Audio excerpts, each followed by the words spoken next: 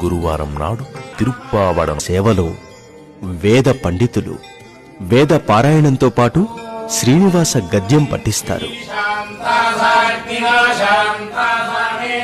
శ్రీ వెంకటేశ్వర స్వామికి బంగారు వాకిలి వద్ద నుండి నేరుగా సమర్పించే అన్న నివేదన ఇది.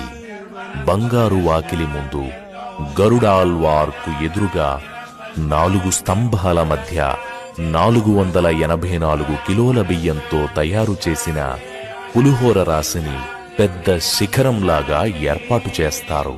పులిహోర అన్నరాశిని కొన్ని భాగాలుగా తయారు చేసి పైభాగాన పెద్ద అన్నకూటాన్ని శిఖరంలాగా 8 దిక్కులా 8 శిఖరాలను ఏర్పాటు చేసి అన్నరాశిని నైవేద్యానికి సిద్ధం చేస్తారు.